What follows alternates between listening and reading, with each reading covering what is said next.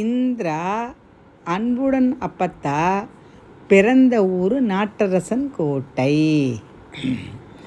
கம்பனுக்கு முக்தி கிடைத்த ஊர், கம்பன் துயில் கொள்ளும் ஊர்.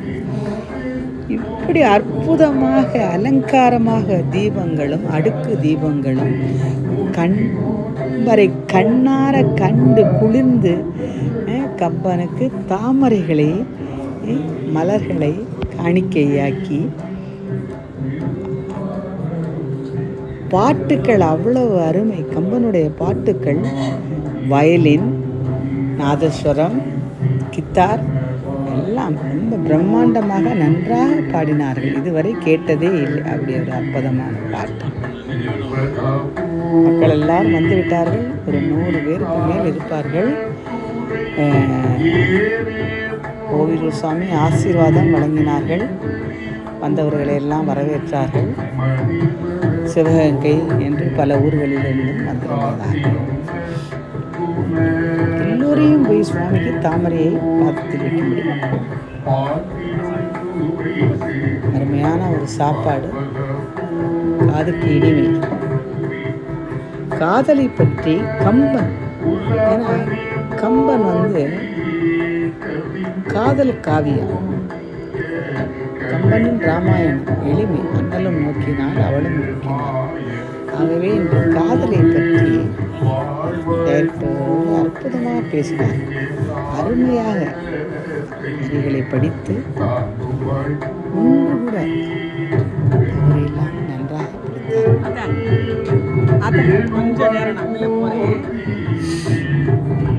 நம்மளை ஆசீர்வதிப்பது போல் மலை கொட்டு கொட்டென்று கொட்டியது. அனைவருக்கும் கொடை பிடித்து இடையில் என்ன மழை பெய்தாலும் இடி எடுத்தாலும் எந்தவித டென்ஷனும் இல்லாமல் விழா நடந்தது. பெரிய ஆச்சரியம்.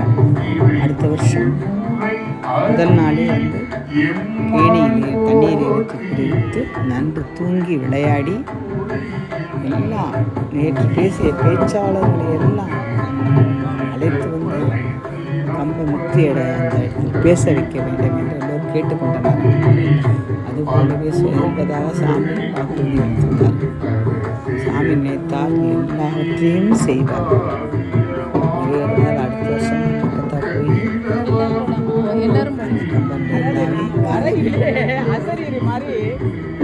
பக்கத்தா போய் இவர்கள் பேசுவதை கேட்டுக்கொண்டே கம்பனின் அலங்காரத்தை பார்த்து கொண்டே வாழ்க்கையிலே மனதில் தேவையானது நினைவு. கம்பனுக்கு வராத கஷ்டம் இழந்து மருமகளை இழந்து கலங்கி நின்றவனை இன்று நாம் திருவிழாக கொண்டாடுகிறோம். கம்பனை போற்றுவோம், கம்பனடி வாழ்க, கம்பன் வாழ்க அப்படிலாம் சொல்லி கம்பனை நாம் பெருமைப்படுத்துவோம்.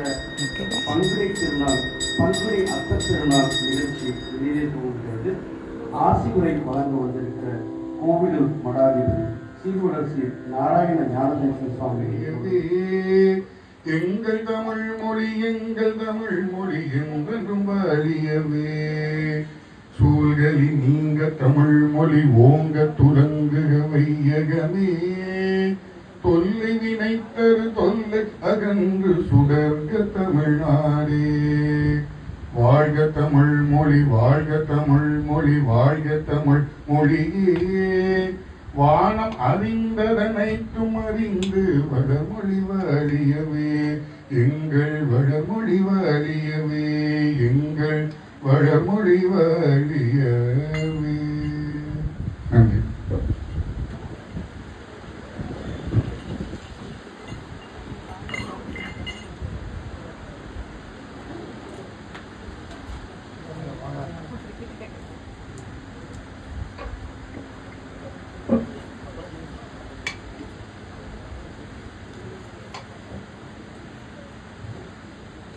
ஆசிகுரை வழங்குவதற்காக கோவிலூர் சீர்வரசி நாராயண ஞானதேசன் சுவாமிகள் வந்திருக்கிறார்கள். ஆதி கம்பன் கழகம், காரைக்குடி கம்பன் கழகம் சாக்காய்க்கு ஆரம்பித்து கம்பன் புகழை உலகமெங்கும் பேச வேண்டும் என்பதற்காக ஆரம்பிக்கப்பட்ட ஆதி கம்பன் கழகம். அந்த கம்பன் கழகத்தில் கம்பன் கழக அன்பர்களுக்கெல்லாம் தெரியும் ஒரு சின்ன சிக்கல் வந்து அது பாதி கம்பன் கழகமாக இருந்த ஒரு சின்ன ஒரு சிக்கல் நடந்தது. சுவாமிகள் பதவியேற்ற பிறகு அந்த குறையை தீர்த்து அந்த ஆதி கம்பன் கழகத்தை முழு கம்பன் கழகமாக ஆக்கி மீண்டும் பங்குனி அட்டத்திருநாள் பழையபடி சாக்கா ஐயா மகிழ்கிற அளவுக்கு நடக்கிற அளவுக்கு சாமிகள் செய்தார்கள். அவர்களை இருகரம் கூப்பி வருக வருக என்று வரவேற்கின்றோம். நேற்றைக்கு கம்பன் கழக நிகழ்ச்சிக்கு வந்தவர்களுக்கு தெரியும் எப்படி ஒரு அற்புதமான 3.5 மணி நேரம் அருவி பொழிந்தது மாதிரி ஒரு பட்டிமன்றம். இந்த பட்டிமன்றத்தை நான் குட்டி பையனாக சாக்கா ஐயா காலத்தில் கேட்டேன். அப்போதெல்லாம் பெரிய குருவி, சின்ன குருவி, எஸ் ராதாகிருஷ்ணன், தீவா ஜெகநாதன் இப்படி ஆட்கள் பேசுகிற பட்டிமன்றத்தை கேட்டு நாங்கள் எல்லாம் வளர்ந்தோம். அதே போல அச்சிலெடுத்த மாதிரி ஒரு பட்டிமன்றத்தை நேற்றைக்கு காரைக்குடி கம்பன் அறநிலை வெகு சிறப்பாக செய்தது. அதற்கு முழுமுதல் பொறுப்பும் அந்த நிகழ்ச்சியை நல்லபடி நடத்தியும் காட்டிய கம்பன் அறநிலையத்தினுடைய தலைவர் திரு எஸ்.என்.எஸ். பெரியண்ணன் அவர்கள் வந்திருக்கிறார்கள். அவர்களையும் வருக வருக என்று வரவேற்கின்றோம். எப்படி சாக்கா ஐயா காலத்தில் கலந்து கொள்கிற எல்லோருக்கும் சுவையான உணவும் தரப்பட்டதோ அப்படி நேற்று கலந்து கொண்ட அத்தனை பேருக்கும் வெகு சுவையான உணவு தரப்பட்டது. அதை நன்றி அறிந்தோடு அவரோடு பகிர்ந்து கொள்கிறோம். தேசிய நல்லாசிரியர் திரு சே. கண்ணப்பன் அவர்கள் முன்னிலையாற்ற இருக்கிறார்கள். அவர்களையும் வருக வருக என்று வரவேற்கின்றோம். கம்பனுக்கு என்றால் அது எங்கிருந்தாலும் உடனே ஓடி வரக்கூடிய ஒரு பண்பாளர் அண்ணன். நேற்று நான் அங்கே இருந்தேன். ஒரு 5 நிமிடம் முன்னாடி அவங்க வந்துட்டாங்க. வந்துட்டு தம்பி இங்க ரொம்ப இதா இருக்கு, கூட்டமா இருக்கு, நீங்க எங்க காரை நிப்பாட்டி வந்துடலாம், உங்களுக்கு எப்படி வந்தா சிரமம் இருக்காதுன்னு என்னை வழிப்படுத்தி கொண்டு வந்து சேர்த்தாங்க.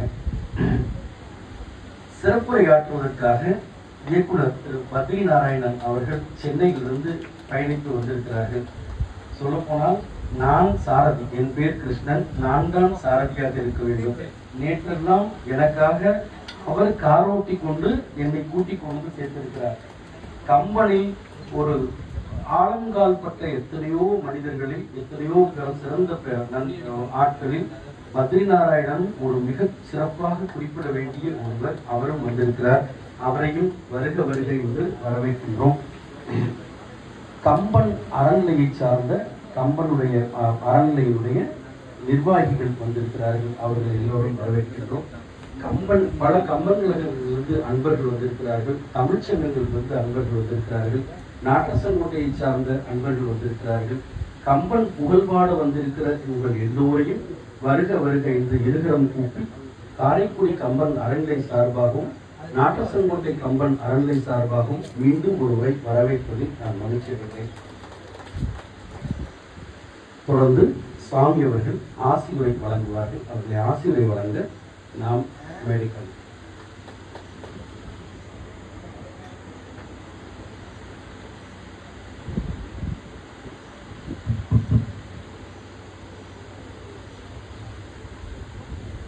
உலகதாமகன்றோதற்கரியவன் உலாவிய நீர்மதிவேணியன் அழகிய சோதியன் நம்பனத்தாழ்வான் மகசிலம்படி வாழ்த்தி வணங்குவான் சான்று திருவடிகள் போற்றி.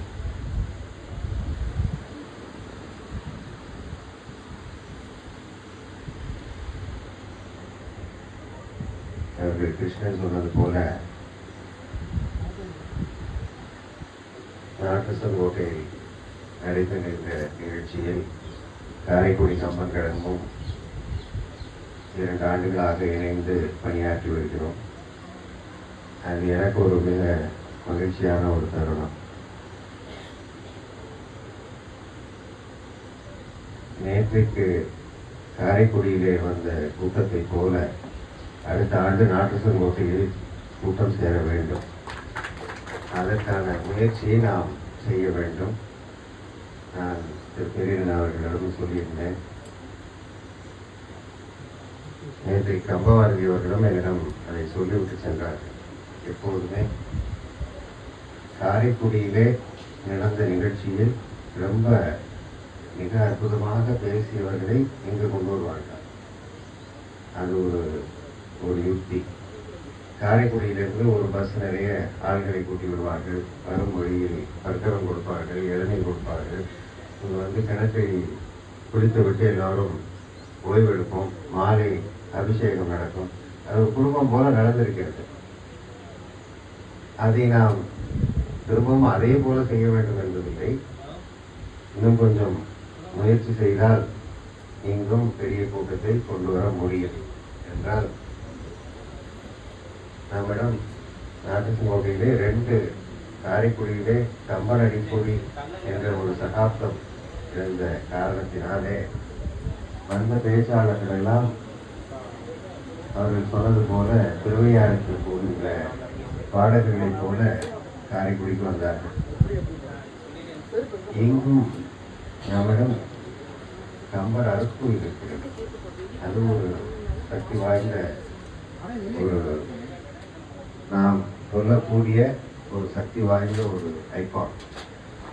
அதை நாம் பயன்படுத்த வேண்டும். வருகிறவர்களுக்கு அதையும் சொல்ல வேண்டும். இதை ஒரு வாய்ப்பாக பயன்படுத்தி நாம் அருட்கோயிலுக்கும் ஆட்களை கொண்டு வர வேண்டும். இப்படி ஒரு கம்பர் சமாதி இருப்பதே பலருக்கு தெரியவில்லை. அதை நாம் பிரபலப்படுத்த வேண்டும். இதெல்லாம் நான் இன்றைக்கு வரும்போது யோசித்து வந்தேன். என்ன பண்ணால் இதை பெரிய அளவில் நாம் வெளிப்படுத்த முடியும். இன்னைக்கு காலையில் ஆளுநர் வந்துருக்கார். அதனால மாற்றங்களை நீங்கள் பார்த்துருக்கீங்க. ஒரு நாள் கவர்னர் வரதுக்கு இவ்வளவு நடக்குதுன்னா, ஒரு பல முறை இவர்களெல்லாம் இங்கே அழைக்கின்ற மாதிரி ஒரு நிகழ்ச்சியை நடத்திவிட்டால் எப்போதுமே கூட்டம் வரும். இங்கே ஏதோ இருக்கிறது என்று உள்ளூர்காரர்களே வரமாட்டேங்கிறாங்க. இதை நாம் ஒரு இறைப்பணியாக செய்வது முக்கியம். இது ஒன்று. கம்பனிலிருந்து நாம் எடுத்துக்கொள்ள வேண்டிய ஒரு விஷயத்தை நான் சொல்ல விரும்புகிறேன். கம்பன் காலத்திலே பெண்கள் அடிமைப்பட்டிருந்தார்களா? கம்பன் காட்டிய பெண்மை என்ன? கம்பன் நாம் எல்லாம் கைகையை மிகவும் தூற்றுகிறோம். நம்ம இயல்பா. ஏன்னா கைகையினால்தான் ராமர் காட்டுக்கு போக வேண்டியது வந்தது. ஆனால் எங்கேயாவது நாம் கைகைக்கு ஏன் இந்த 2 வரம் கொடுத்தாருன்னு கேட்குறோமா? எங்கேயாவது பப்ளிக்கில் பேசப்படுற விஷயமா இருக்கா? அவர் காதல் வயப்பட்டு காம வயப்பட்டு அந்த மாதிரி வரம் கொடுத்தாரா என்றெல்லாம் பார்த்தால், கைகையை மிகச்சிறந்த போராடி தசரதனே அடிபட்டு மயக்கமாக இருக்கும்போது அவரை தேரில் கடத்தி இப்போது சொல்கின்ற ஃபர்ஸ்ட் எய்ட் எல்லாம் செய்து மயக்கத்தை தெளிவித்து அயோத்திக்கு பத்திரமாக கொண்டு போய் உயிருடன் சேர்த்த கைகை. அதனாலே அவருக்கு 2 வரம் கொடுத்தார். அது வரம் கிடைக்குங்கிறதுக்காக கைகையை அதை பண்ணலை. இதெல்லாம் நம்ம இவரை காப்பாற்றிட்டோம்னா நமக்கு வரம் கிடைக்கும்னா பண்ணாங்க. கணவர் பண்ணணும்னு பண்ணாங்க. அப்போ எவ்வளோ சிறந்த அறிவாளியாக இருந்திருக்க வேண்டும், ஒரு சமயோசிதம் இருந்திருக்க வேண்டும். அவ்வளவு சிறந்த ஒரு கைகையை ஒரு வில்லியாக நாம் படைப்பதற்கு ஒரே காரணம், உணர்ச்சி வசப்பட்டு அந்த மந்தரை செய்த சூழ்ச்சியால் ஏற்பட்ட உணர்ச்சி வசப்பட்ட முடிவு. ஆனால் பின்னால் அதை கம்பரே மன்னிக்கின்ற தோரணையில் பரதனோடு சேர்ந்து வருகின்ற 3 தாய்களும் வருகிறார்கள். கைகை வராமல் இருந்திருந்தால் அவர் வில்லியாகவே தொடர்ந்து இருந்திருப்பார். அப்படி இல்லை. அதே போல நீங்க ஒவ்வொரு பாத்திரமா பாருங்களேன். எல்லாம் மிகச்சிறந்த அறிவாளிகளாக இருந்திருக்கிறார்கள். தாரை ஒரு குரங்கினமாக இருந்தால் கூட தாரையை எவ்வளவு ஒரு அறிவாளியாக காமிக்கிறாங்க. வாலி போருக்கு போகும்போது, நீ தனியாக போகிற, இவ்வளவு நாள் உனக்கு பயந்துட்டு இருந்தவன் சண்டைக்கு வரான்னா துணைக்கு ஒரு ஆள் கூட்டிகிட்டு வந்திருக்கான்னு உனக்கு புரிஞ்சுக்கணும். நீ இப்போ போறீங்கன்னா நீ திரும்பி வருவியான்னு தெரியாதுன்னு தான் சொல்கிறான். அந்த அளவுக்கு சொல்கிறான். ஆனால் அதை மீறி அப்பா சொல்கிறான், நீ பெண் புத்தி, நீ எப்போவுமே சந்தேகத்தோடையே பார்க்குறீன்னு தான் சொல்கிறான். ஆனால் அவள் சொல்கிறது தான் நடக்குது. அவ்வளவு சிறந்த அறிவாளி. இப்போ இதெல்லாம் எதுக்காக சொல்கிறேன்னா, இந்த காலத்தில் பெண்கள் தாங்கள் அறிவாளிகளாக இருப்பதாக நினைத்து கொண்டு கிடைக்கிற மாப்பிள்ளையெல்லாம் தள்ளுபடி பண்ணி திருமணமாகாமல் போய்கொண்டிருக்கிறது. இப்போ ராமாயண காலத்தில் இருந்த அறிவாளி பெண்கள் எல்லாம் திருமணமாகாமல் இருந்தவர்களா? சீதையை விட அறிவாளியா? சீதையும் ராமரும் வேதாந்த விஷயங்களை விவாதம் செய்ததாக கம்பர் பதிவு செய்கிறார். அப்ப விவாதம் செய்வத அளவுக்கு சீதை படித்தவர், அறிவாளி. அவரும் இலக்குவன் மனைவியும் ஒரு அறிவாளி தான். யார் அதில் அறிவாளியாக இல்லாதவர்கள்? கம்பர் அந்த அயோத்தியா காண்டத்திலே சொல்லுகின்ற போது அந்த பெண்களுடைய குணாதிசயங்களை சொல்லும்போது மிகச்சிறந்த கல்விமான்கள் சொல்றாரு. அப்ப அவ்வளவு கல்வி அறிவு உள்ளவர்களுக்கெல்லாம் திருமண வாழ்க்கை சுமாராக இருந்திருக்கு இல்லையே. இப்ப மட்டும் என்ன, நாம புதுசா படிச்சிட்டோம், நாம என்ன நினைக்கிறோம், இன்ஜினியரிங் படிச்சுட்டா அறிவாளின்னு நினைக்கிறோம். இல்லை, இன்ஜினியரிங் படித்தா இன்ஜினியர், அவ்வளோதான். அதுக்கும் அறிவுக்கும் எந்த சம்மந்தமும் இல்லைங்கிறது நம்ம கொஞ்சம் பெற்றோர்கள் புரிய வச்சு. ஏன்னா இப்போ நான் போகிற இடத்துலலாம் ஒரு விஷயம் சொல்கிறேன், நம்மளுடைய டோட்டல் ஃபர்டிலிட்டி ரேட் 1.0க்கு வந்துடுச்சு. 1.4 இருந்தது தமிழ்நாட்டில். இந்தியாவில் 3.8 இருந்த காலத்தில் இருந்து இப்போ 2 கீழே வந்துடுச்சுன்னா இன்னும் 10 வருஷம் கழிச்சு இப்போ இருக்கிற மக்கள் தொகை குறையும். அது நமக்கு கம்பன் விழாக்களுக்கும் ஒரு சிக்கல். இப்போது 100 பேர் வருகிறார்கள் என்றால் அப்புறம் 80 பேர் தான் வருவாங்க, அப்புறம் 60 பேர் தான் வருவாங்க. யாரை வைத்து கம்பன் விழா நடத்துவது என்ற சிக்கலும் வரும். ஆகவே இப்போதே கொஞ்சம் நாமெல்லாம் நம்ம இதில் ஆண்களை குறை சொல்வதற்கு ஒன்றுமே இல்லை. இந்த காலத்தில் முந்தியெல்லாம் ஆண்களை சொல்லலாம், இப்போது அப்படி சொல்கிற மாதிரி இல்லை. அதனால் கம்பராமாயணத்தை பின்பற்றி அறிவாளியான பெண்களும் தகுதியான மாப்பிள்ளைகளை தேர்ந்தெடுத்து மனம் முடித்து குழந்தைகளை அதிகமாக பெற்றுக்கொண்டு வாழ்க்கையை செம்மையாக நடத்தி ராமராஜ்யத்தை திரும்பவும் கொண்டு வர வேண்டும் என்று வேண்டி விரும்பி கேட்டுக்கொண்டு விடைபெறுகிறேன்.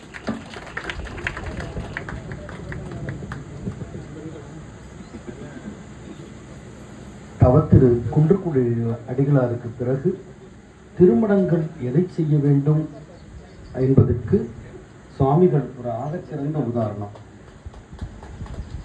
தமிழையும் ஆன்மீகத்தையும் இரு கண்களாக போற்றி பாராட்டுகிற அவருடைய பக்குவம் நமக்கெல்லாம் வாய்க்க வேண்டும் என்று வேண்டிக் கொள்வோம்.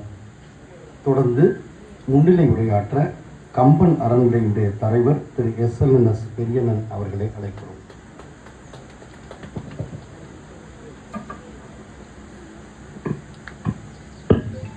காரைக்குடி கம்பன் அறநிலையம் நாட்டரசு நடத்தும் இந்த அர்த்த திருநாள் விழாவிற்கு வரவேற்புரை நல்கிய இனிய நண்பர் திரு ஆவுச்சி அவர்களே, போற்றுதலுக்கும் பாராட்டத்திற்கும் உரிய எங்களது கோவில் மடாலயம் ஆதியினர்கள் சுவாமிகள் அவர்களே, இன்று என்னுடன் முன்னிலை வைத்துக் கொண்டிருக்கும் நல்லாசிரியர் திரு செல்லப்பன் அவர்களே, இன்றைய சிறப்புரையாற்ற சிறப்பாக வந்துள்ள இயக்குனர் பத்ரி நாராயணன் அவர்களே, இன்றைய இந்த குடும்பத்தை சார்ந்த பல நாட்களாக கம்பனுக்காக பாடுபட்ட ஒரு குடும்பத்தை சார்ந்த ராமநாதன் செட்டியார் குடும்பத்தை சார்ந்த திரு கன ராமநாதன் அவர்களே, மற்றும் இங்கு வந்துள்ள ஏராளமான கம்பன் பிரியர்களே, காரைக்குடி அறநிலைய உறுப்பினர் திரு லட்சுமணன், அறநிலைய உறுப்பினர் திரு வள்ளியப்பன், அறநிலைய உறுப்பினர் திரு தேவன், மற்றும்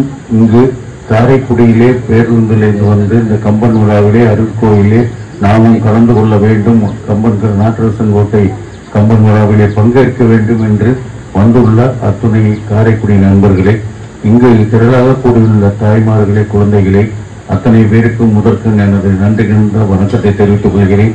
நேற்று திரு ஆவுச்சி அண்ணன் சொன்னார்கள், ஒரு நல்ல விழாவை நேற்று பட்டிமன்றம் மற்ற நாட்களும் ஒரு சிறப்பான ஒரு நிகழ்வு, 3 நாள் நிகழ்வும் கம்பன் மணிமண்டபத்திலே நிகழ்ந்தது என்று. அந்த இதுக்கு முக்கியமான ஒரு காரணம் இலங்கை ஜெயராஜ் அவர்களின் முன்னிலையில் நமது சாமி அவர்களும் அறநிலை உறுப்பினர் அவர்களும் எல்லாரும் சேர்ந்து நல்ல பேச்சாளர்களை நாம் அழைத்து வர வேண்டும். மீண்டும் கம்பன் அடிப்படையாக செய்த மாதிரி இனி காரைக்குடியாக இருக்கட்டும், எங்கும் இருக்கட்டும், நாட்டிற்கே அவருடைய ஆவலை தெரிவித்தார்கள். அடுத்த ஆண்டு நேற்று கம்பன் மண்டபத்திலே வந்த கூட்டம் போல நல்ல பேச்சாளர்களை கொண்டு இந்த அர்த்த திருநாள் விழாவிலே நமது கம்பர் அருட்கோயிலிலே, கம்பர் சமாதியிலே, இந்த புனிதமான இடத்திலே நல்ல விழா அடுத்த ஆண்டு நிச்சயமாக சாமிகள் சொன்னது போல நடைபெற நம்ம அத்துணை பேரும் முயற்சி செய்ய வேண்டும். ஏனென்றால் கம்பனின் புகழை பாடுவதற்கும் பரப்புவதற்கும் இவ்வூரிலே ராமநாதன் குடும்பத்தோட குடும்பத்தார் ராமநாதன் ரெட்டியார் ஆகட்டும், அவர்கள் கம்பன் அடிப்படை சா கணேசனார் அவர்களின் இறங்கிய நண்பர். தொடர்ந்து சா கணேசன் அவர்களுக்கு எல்லா நேரமும் உறுதுணையாக இருந்தவர்கள். அப்பொழுதே அருட்கோயிலுக்கு யார் வந்தாலும் நல்ல விருந்தோம்பல் நடத்தக்கூடிய குடும்பம். அருட்கோயிலே சாமியை கும்பிடுவதை காட்டிலும் இந்த விழாவை பார்ப்பதற்காக அந்த காலத்தில் அவ்வளவு கூட்டம் வரும் என்று சொல்வார்கள். அந்த நிலை திருப்பி வர வேண்டும். நமது கம்பன் அடிப்படையாக நமது கம்பனை புகழ் பரப்பிட வேண்டும் என்று 87 ஆண்டுகளுக்கு முன்பு எடுத்த முயற்சி இன்று பல ஊர்களிலே கம்பன் கழகம் சிறப்பாக செயல்படுகிறது. மேலும் அது வெளிநாடுகளும் எல்லை கடந்தும் தமிழ் ஆர்வலர்கள் இன்று யூடியூப்ல கம்பனை நிறைய பார்க்கறாங்க, வியூஸ் இருக்காங்க. அந்த அளவுக்கு கம்பன்ல பேசுறவங்களுக்கு ஒரு பெயர் கிடைக்குது. கம்பனை பற்றி சொல்லப்படுகிற வாசகங்கள் செயலிகள் நிறைய சென்று அடைகின்றன. அதை நாம் நம் கம்பன் கழகங்கள் அதை நாம் மென்மேலும் கொண்டு செல்ல வேண்டும் என்றால் நம் ஊரிலேயுமே நல்ல நிகழ்ச்சிகளை ஏற்பாடு செய்திட வேண்டும். நாமும் இந்த ஆண்டு சென்ற ஆண்டும் காரைக்குடியும் நாட்டுக்கோட்டை கழகம் சேர்ந்து செயல்பட்டோம். இந்த ஆண்டும் இருப்பது எனக்கு மிக்க மகிழ்ச்சி அளிக்கிறது. இனி தொடர்ந்து கம்பன் அருளாலை அருட்கோயிலை சொல்கிறேன், இனி தொடர்ந்து நடைபெற வேண்டும். நாம் அத்தனை பேரும் இந்த விழாவை சிறப்பாக இன்னும் மேலும் சிறப்பாக காரைக்குடியிலும் செய்வோம். 3 நாட்கள் காரைக்குடியில் நடப்பது போல இங்கேயும் நடைபெறும் என்று சொல்லி இந்த அருமையான வாய்ப்புக்கு எனக்கு கம்பருக்கு முன்னால் நின்று பேசுகின்ற ஒரு நல்ல வாய்ப்பினை இந்த தந்தமைக்கு நாட்டரசங்கோட்டை கம்பன் கழகத்தாருக்கு நன்றினை தெரிவித்து எங்கள் கம்பன் கழகத்தின் சார்பாக நல்வாழ்த்துக்களையும் தெரிவித்து விடைபெறுகிறேன். நன்றி, வணக்கம். தொடர்ந்து தேசிய நல்லாசிரியர் திரு சே கண்ணப்பன் அவர்கள் முன்னிலையாற்றுவார்.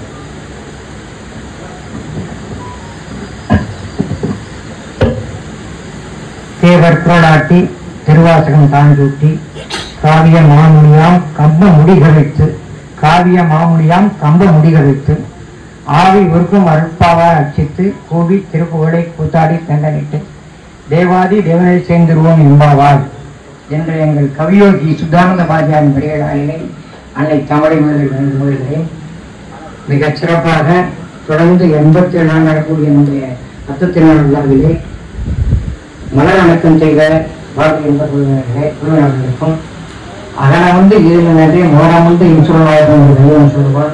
அந்த வகையிலே இன்சொல்லோடு நிகழ்வுகளை தொகுத்து எல்லோரையும் இணைத்து வரவேற்புரை ஆற்றியிருக்கின்ற அருமை தோழர் கிருஷ்ணன் அவர்களே, நிறைமொழி மாந்த பெண்மை நிலத்து மறைமொழி காட்டுவது என்று சொல்வன் வள்ளுவன். அதற்கு 100க்கு 100 பொருத்தமாக வந்து நேற்று நான் ஆதிக்கு கிருஷ்ணன் எனக்கும் பழைய நினைவுகள் மலர் நினைவுகள் வந்திருக்கிறது. நான் கோடி கொடுத்த குறையும் கூடிய வீடும் கொடுத்த விழுத்தையும் தேடியும் அள்ளிக்கொடுத்த அழகன் வரைமூட்டும் வெள்ளிவிளக்க வளர்ப்பல் கல்லூரியை படித்தவன். படித்த போது சொன்ன உண்மை காலேஜ் நாங்கெல்லாம் கல்லூரியில படிக்கும் போது அந்த தமிழ்நாடு காலை மாலை நடக்கும். அந்த குடவோடை முறை நேற்று தான் கண்டேன். அதாவது பெரியடிகளாக இருக்கிற காலத்திலே அவர்கள் கம்பனடிப்பு இருக்கின்ற காலத்தில் ஒரு தலைப்பை கொடுப்பார்கள். 3 அணியினர் வாதிடுவார்கள். அந்த 2 அணியினர் ஒரு அணியை நீக்குவதற்கு குடவோடை முறை வைத்து நீக்குவத மறுநாள் தொடர்ந்து பட்டிமன்றம் நடக்கும். அந்த நீக்கல் முறையை நேற்று நான் கண்டேன், மகிழ்ந்தேன். சாமி அவர்கள் சொன்னது போல அந்த நிகழ்வு எங்கும் நடக்கின்றது. அந்த வகையிலே மிக சிறப்பாக அந்த நேற்று விழாவுக்கு ஏற்பாடு செய்த நம்முடைய சுவாமி அவர்களே, கம்பனிலே ராமன் பெரியண்ணன், இங்கே நம்முடைய கம்பனிலே பெரியண்ணன் அவர்கள் நேற்று செவிக்கு உணவு வைத்தார்கள், வயிற்றுக்கு உணவு வைத்தார்கள். 3 மணி நேரம் செவிக்கு உணவு, 1/2 மணி நேரம் வயிற்றுக்கு உணவு. அந்த வகையிலே அண்ணன் பெரியண்ணன் அவர்களே நான் ரொம்ப பேச மாட்டேன் பற்றி பயமாக்கி பேசுறதில்லை. அவருடைய பேச்சை கேட்டுதான் கற்றாருக்கிற மாதிரி அதாவது கற்றாரும் கல்லாரும் நனியுள்ளர் கற்றாரும் சொல்லாதிருக்கவில்லை என்று சொல்லுவார் வள்ளுவர். நாங்கள் அந்த இடத்துல இருக்கோம். உங்கள் பேச்சை கேட்கலாக ஆவலாகவும் இந்த சிறப்புடைய இருக்கின்ற பத்தி நாராயணர்களே, இந்த கம்பர் குடும்பத்தை பற்றி நான் சொல்லியாகும். ஏன்னா எங்களுக்கு உலக முறை போன்றவர்கள் நான் அடிக்கடி சொல்ல இடத்தார் தெரியும், நான் இடத்தா தெரியாமல் புதுசாக சொல்லப்பட்டிருக்கேன். சுந்தருடைய ஐயா பேர் கம்பர் ரமணன். கம்பர் ரமணன் பேர் இவர் இந்த பகுதியிலே ஒரு உடனே வந்து அந்த வகையிலே ஐயா தந்தையார் வழியாக மகன் சுந்தர் அவர்களும் எல்லாரும் சேர்ந்து எல்லாரும் சேர்ந்து இந்த விழாவை கம்பன் குடும்பத்தானவர்களே இந்த விழாவை திரளாக காண பாயக்கூடிய கம்பளத்தை சேர்ந்த நிர்வாகிகளே அதை வழியாக பகிர்ந்திருக்கிறார்கள்.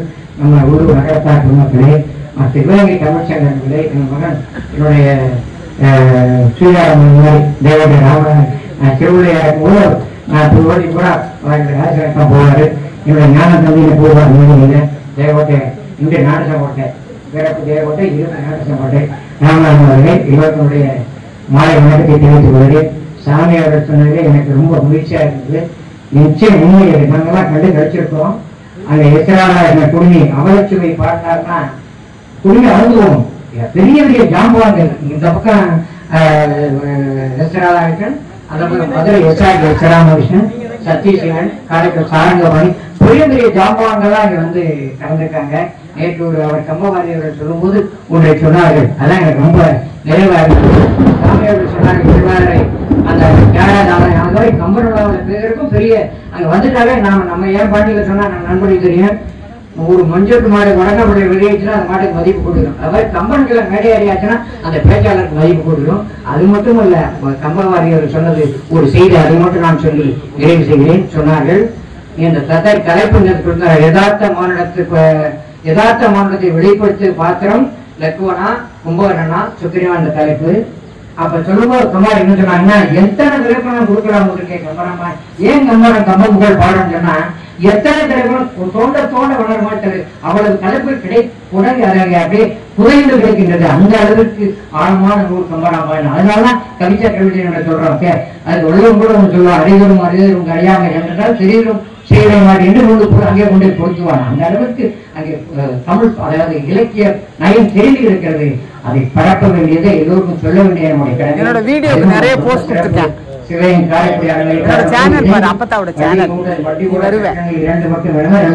இணைந்து தயாராக உழைக்கிறதுக்கும் வேண்டியவர்களுக்கு தயாராகிறார்கள். சுவாமி அவர்களே அடுத்த ஆண்டு ஒரு நல்ல இந்த ஊர் அறுவை பட்டிமன்றத்துக்கு ஏற்பாடு செய்து எங்களுக்கு இது போன்ற கூட்டத்தை நிச்சயமாக வந்துள்ளார்கள்.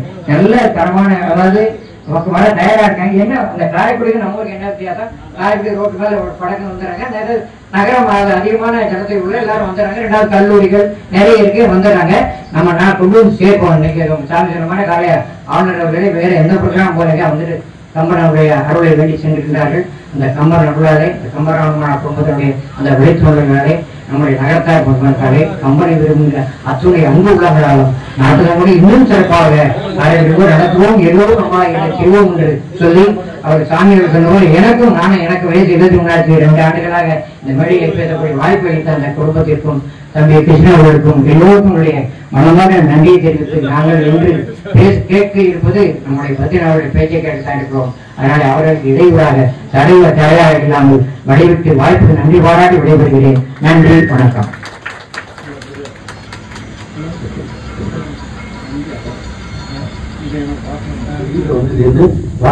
காஃபி சாப்பிட்டு போறதுக்கு என்ன அவனுக்கு அதுக்குள்ள அவசரம்?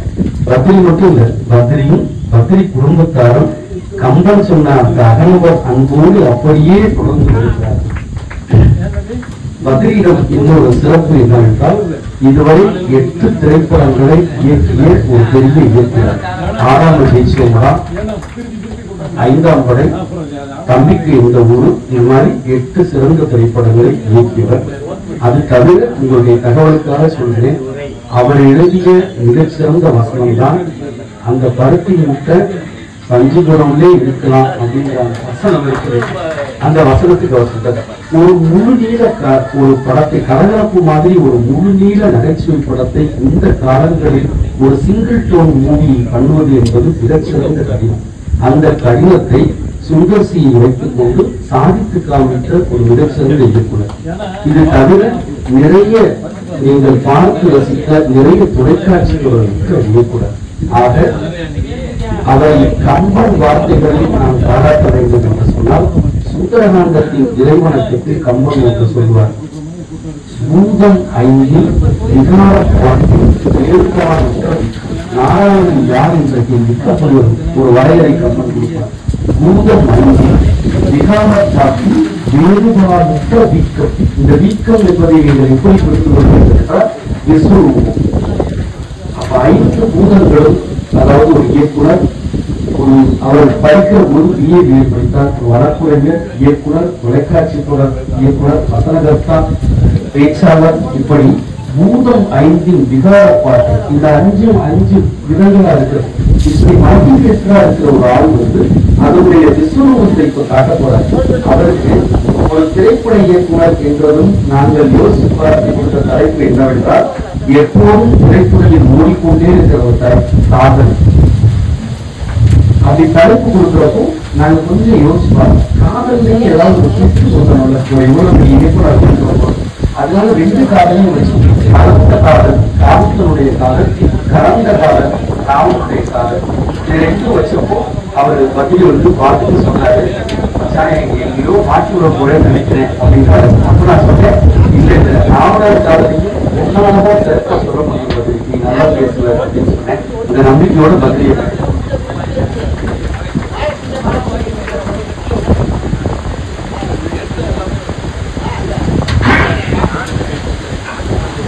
அனைவருக்கும் இனிய மாலை வணக்கம். இந்த நாட்டரசு கோட்டை விழாவிற்கு இறை வணக்கம் நம்முடைய கணீர் கோரால் பாடி அமர்ந்திருக்கிற பாரதிய அவர்களே, வரவேற்புரை வழங்கிவிட்டு சென்றிருக்கிற எனது அருமை இனிய நண்பர் கிருஷ்ணன் அவர்களே, ஆசிரியரை வழங்கிய சுவாமிகள் அவர்களே, முன்னிலை வகிக்கின்ற தேசிய நல்லாசிரியர் கண்ணப்பன் அவர்களே, காரைக்குடி கம்பன் கழக தலைவர் அண்ணன் பெரியண்ணன் அவர்களே, நன்றி உரை வழங்க இருக்கிற கன ராமநாதன் அவர்களே, உங்கள் அனைவருக்கும் முதற்கண் என் வணக்கத்தை சொல்கிறேன். நான் 5:30 மணிக்கு இந்த அரங்கத்துக்குள் நுழைந்த போது பொதுவாகவே இந்த நிர்வாகிகள் அனைவரும் ஒரே ஒரு விஷயத்தை திரும்ப திரும்ப பல வடிவங்களில் என்னிடம் வந்து சொன்னாங்க. இப்ப இருக்கிற கூட்டத்தை பார்த்து ஒரு மாதிரி நினைச்சிடாதீங்க. 6:30 மணிக்கு மேல 50-60 பேர் வருவாங்க, 7 மணிக்கு மேல இன்னொரு 50 பேர் வருவாங்க, 7:30 மணிக்கு அரங்கம் நிறைஞ்சிடும், ஒரு 200-250 பேர் இருப்பாங்க. அப்படி என்னை ஊக்கப்படுத்தி விட்டு எனக்கு ஒரு மன தைரியத்தை வழங்கிவிட்டு அப்படித்தான் சென்றார்கள். ஆனால் உள்ளபடியே இங்கு இந்த அரங்கத்தை யாருமே இல்லை என்றாலும் எதிரிலே இருக்கின்ற கம்பனுக்காக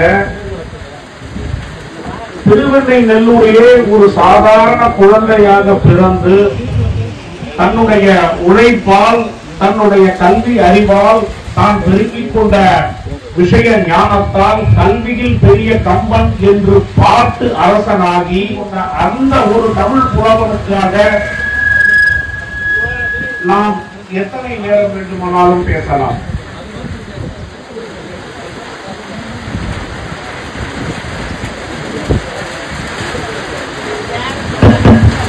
ஆளுச்சி கிருஷ்ணன் அவர்கள் இந்த தலைப்பை கொடுத்த போது உள்ளபடியே நான் கொஞ்சம் சங்கோஜப்பட்டேன். ஏன் என்று சொன்னால், காதலை பேசுகிற வயதை நான் கடந்து விட்டேன் என்று நானே நினைத்துக் கொண்டிருந்தேன். 50 வயது 50 தொட்டுவிட்டது, இப்பொழுது போய் காதலை பற்றி எல்லாம் பேசுவதா என்று நான் நினைத்துக் கொண்டிருந்தேன். ஆனால் அந்த சங்கோஜத்தை போக்கும் விதமாக ஒரு ஆசையுரையை சுவாமிகள் அவர்கள் வழங்கியிருக்கிறார். சுவாமிகளுடைய ஆசிரியரிலே இன்றைய பெண்கள் அனைவரும் அதிகமான திருமணத்திற்கு அதிகமான பெண்கள் தயாராகி வர வேண்டும் என்று சொல்லும் பொழுதே அது காதலோடு இருக்க வேண்டும் என்கின்ற ஒரு உட்குறிப்பும் அதிலே கலந்து வருகிறது. நண்பர்களே, நேற்று அவர்களுடைய சுவாமிகளுடைய மடத்தினுடைய அறையிலே தான் நான் தங்கினேன். இன்று காலையிலே அந்த மடத்தினுடைய அறையினுடைய சாவியை ஒப்படைப்பதற்காக சென்று அப்படியே திருக்கோவிலுக்கும் சென்று தரிசனம் செய்துவிட்டு வர வேண்டும் என்ற பொழுது எனக்கு உள்ளபடியே ஆச்சரியமாக இருந்தது. அந்த கோவிலுக்கு எதிரே இருந்த குளத்திலே நீர் நிரம்பி வழிந்தது. சென்னையிலிருந்து வருகின்ற எனக்கு அது எவ்வளவு பெரிய ஆச்சரியமான ஒரு விஷயமாக இருக்கும் என்பதை நீங்கள் கற்பனை செய்து பார்க்க வேண்டும். ஒரு குளம் முழுக்க நீர் நிரம்பி இருக்கிறதே, இது எப்படி என்று நான் ஆச்சரியப்பட்டுக் கொண்டிருந்த பொழுது அந்த மடத்திலே என்னை அழைத்து உபசரித்து தேநீர் வழங்கி அந்த மடத்திலே என்னென்ன விஷயங்கள் நடக்கிறது, சுவாமிகள் என்னென்ன விஷயங்களை நடாத்தி கொண்டிருக்கிறார் என்பதை சொல்லும் பொழுது அந்த குளத்தில் இருந்த ஈரம் இந்த மனத்தில் இருந்துதான் அந்த குளத்திற்கு வந்திருக்கிறது என்பதை என்னால் புரிந்து கொள்ள முடிந்தது. சுவாமிகள் அவர்கள் இங்கு பேசும்பொழுது ஒரு விஷயத்தை சொன்னார். காரைக்குடி கம்பன் விழாவிலே மிக நன்றாக பேசுகிறவர்களை அழைத்து நாட்டரசங்கோட்டையிலும் பேச வைப்பது ஒரு வழக்கம் என்று சொன்னார். அந்த வழக்கத்தை நீங்கள் அடுத்த வருடத்திலிருந்து உல்டாவாகவும் மாற்றிக்கொள்ளலாம். நாட்டரசங்கோட்டையிலே நன்றாக பேசியவர்களையும் காரைக்குடிக்கு அழைக்கலாம் என்கின்ற ஒரு விண்ணப்பத்தை உங்கள் முன் வைத்துவிட்டு, நண்பர்களே, எல்லா மொழிகளிலுமே கவிதை உண்டு, எல்லா மொழிகளிலுமே கவிஞர்களும் உண்டு, கவி சக்கரவர்த்திகளும் கவி பேரரசர்களும் எல்லா மொழிகளிலுமே உண்டு. நீக்கமர சமஸ்கிருதத்திலும் ஆங்கிலத்திலும் எல்லா மொழிகளிலுமே கவிதைகள் இருந்திருக்கின்றன, கவி பேரரசர்கள் இருந்திருக்கிறார்கள். ஆனால் தமிழுக்கு மட்டும் என்ன ஒரு சிறப்பு என்று சொன்னால், தமிழில் மட்டும்தான் தனித்தனியாக ஸ்பெஷலிஸ்டுகள் உண்டு. இன்றைக்கு மருத்துவத்துறையிலே நாம் சொல்லுகிறோம் அல்லவா, கண்ணுக்கென்று தனியாக ஒரு மருத்துவர், பல்லுக்கென்று ஒரு தனியாக மருத்துவர், காதுக்கென்று ஒரு தனியாக மருத்துவர் என்று நாம் தனித்தனியாக ஸ்பெஷலிஸ்டுகளை சொல்லுகிறோம் அல்லவா. அதுபோல தமிழ் மொழியில் மட்டும்தான் வெண்பாவில் புகழேந்தி, பரணிக்கு ஒரு ஜெயம் கொண்டான், விருத்தம் எனும் ஒன்பாவிற்கு உயர் கம்பன், கோவை உலா அந்தாதிக்கு ஒட்டக்கூத்தன், கண்பாய கலம்பகத்திற்கு இரட்டையர்கள், வசைபாட காலமேகம், வசைபாடுவதற்கும் ஒருத்தன் தனியா இருந்திருக்கான் ஸ்பெஷலிஸ்ட், வசைபாட காலமேகம், பண்பாக உயர் சந்தம் படிக்காசு அலாது ஒருவர் பகர ஒண்ணாதே என்று சொல்லி இருக்கிறார்கள். இப்படி எத்தனையோ நூற்றாண்டுகளுக்கு முன்னால் ஒரு கவிதை, ஒரு செய்யுள் என்கின்ற ஒரு அமைப்பில் கூட தனியாக அந்த பாடலுக்கு, அந்த பாடலினுடைய அமைப்புக்கு, அந்த இலக்கணத்திற்கு ஒரு ஸ்பெஷலிஸ்டுகளை வைத்து மொழியை வளப்படுத்திய ஒரு சமூகம் நம் தமிழ் சமூகம் என்பதை நீங்கள் உணர வேண்டும். நண்பர்களே, கம்ப ராமாயணத்திற்கு ஒரு சிறப்பு உண்டு. பக்தர்களை பற்றி சொல்லும் பொழுது பக்தர்களுக்கு சொல்லுவார்கள், பச்சைமா மலைபோல் மேனி பவழவாய் கமலச்சங்கன் அச்சுதா அமரர் ஏரே ஆயிரதம் கொழுந்தே என்னும் இச்சுவை தவிர யான் போய் இந்திர லோகமாலும் அச்சுவை பெருணும் வேண்டேன் அரங்கன்மா நகருளானே என்று சொல்லுவார்கள். நீ எவ்வளவு பெரிய செல்வத்தை கொடுத்தாலும் எனக்கு ரங்கா ரங்கா என்று திருவரங்கத்தை சுற்றி கொண்டிருக்கின்ற அந்த ஒரு நிலை மாத்திரம் போதும் என்று பக்தர்களுக்கு சொல்லுவார்கள். அதை போல படித்தவர்களுக்கு ஒன்று சொல்லுவார்கள், இம்பர் நாட்டின் செல்வமெல்லாம் எய்தி அரசனாகி இருந்தாலும், இந்த நாட்டிலே நான் மிகப்பெரிய செல்வத்தை பெற்று நான் இந்த நாட்டிற்கே அரசனாகி இருந்தாலும், உம்பர் நாட்டில் கற்பகா ஓங்கும் நிழல் இருந்தாலும், மேலே சொர்க்கத்திற்கு போன பொழுது கற்பக தருவினுடைய நிழலிலே நான் இருக்கின்ற ஒரு வாய்ப்பை பெற்றாலும், செம்பன் மேரு அணைய புயத்திரல் சேர் ராமன் திருக்கதையில் கம்பநாடன் கவிதையில் போல் கற்றாருக்கு இன்பம் கலியாதே என்று சொல்லுவார்கள். நீங்கள் இந்த நாட்டிலே மிகப்பெரிய செல்வத்தை கொடுத்தாலும், சொர்க்கத்திலே கற்பக தருவினுடைய நிழலிலே வசிக்கின்ற ஒரு பாக்கியத்தை கொடுத்தாலும், ஆனால் எனக்கு அது கம்பனுடைய ராமாயணத்தை படிக்கிறதை போல ஒரு மிக சிறப்பை எனக்கு கொடுக்காது, கம்பனுடைய ராமாயணத்தை நான் படித்துக் கொண்டிருக்க வேண்டும் என்று சொல்லுவார்கள். இது படித்தவர்களுக்கு. நண்பர்களே, கம்பனுக்கு என்று ஒரு சிறப்பு உண்டு. கம்பன் இறந்த போதுதான் எழுதினார்கள், இன்றோ கம்பன் இறந்த நாள், இன்றோதான் பூமடந்தை வாழ புவிமடந்தை வீற்றிருப்ப நாமடந்தை நூல் வாங்கும் நாள் என்று வேறு எந்த புலவன் இறந்த போதும் எழுதவில்லை. கம்பன் இறந்த போது மட்டும்தான் எழுதினார்கள். ஒரு கவிஞன் இறந்து விட்டார். இன்றைக்கு திருமகன் சௌக்கியமாக இருக்கிறார், பார்வதி இருக்கிறார். ஆனால் இந்த சரஸ்வதி மட்டும்தான் தன்னுடைய மங்களம் நானை இழந்து தவிக்கிறாள் என்று ஒரு புலவன் இறந்த போது எழுதினார்கள். அந்த தமிழ்ல ஒரு சின்ன சுவையும் இருக்கும். நாமடந்தை நூல் வாங்கும் நாள் என்பதை சரஸ்வதி தன்னுடைய மங்கள நானை இழந்த நாள் என்றும் தெரிந்து கொள்ளலாம். அப்படி இல்லாமல் புவியிலே இருந்த கம்பன் என்கின்ற ஒரு மிகச்சிறந்த நூலை வானிலே இருக்கின்ற சரஸ்வதி எனக்கு கொடு என்று வாங்கிக் கொண்டாள் என்று நினைக்கின்ற ஒரு வழியாகவும் அதிலே பொருள் கொள்ளலாம். அப்படிப்பட்ட ஒரு உயர் சிறப்பு கம்பனுக்கு உண்டு. இன்றைக்கு கலந்த காதல் மற்றும் கறந்த காதல் இவை இரண்டை பற்றியும் நாம் கொஞ்ச நேரம் சிந்திக்க போகிறோம். காதல் என்றாலே என்ன? காதல் என்பது எப்படி வருகிறது? ஒரு எதிர்பாலினத்தின் மீது நாம் கொண்ட பற்றால், ஆசையால் மனதிலே தோன்றுகிற ஒரு உணர்ச்சிக்கு காதல் என்று பெயர் சூட்டலாம். அப்படி ஒரு எதிர்பாலினத்தின் மீது நாம் ஏற்படுத்திக் கொள்ளுகிற ஒரு விருப்பத்தால், ஒரு ஆசையால் வருவது காதல். இந்த கம்ப ராமாயணம் என்கின்ற காப்பியமே ஒரு ஆசையால் தான் வந்தது. கம்பன் சொல்லுவான், ஓசை பற்றுயர் பார்க்கடல் உற்று ஒரு பூசை முற்றவும் முக்குபு நக்கென ஒரு ஆசை பற்றி அறையலுற்றே காசியில் கொற்றத்து ராமன் கதை என்று சொல்லுகிறான். ஆக கம்பன் வைத்த காதலால் வந்த காப்பியம். ஆகவே ராமாவதாரத்தில் இருக்கின்ற காதலை பற்றி பேசுவது என்பது மிக ஒரு சிறந்த விஷயமாக இருக்கும் என்று நான் நம்புகிறேன். சரி, இப்பொழுது ஏன் இந்த தலைப்பு? இன்னும் 2 நாளிலே பிறக்க போகிற தமிழ் வருடத்திற்கு பெயர் விஸ்வவசு என்பது பெயர்.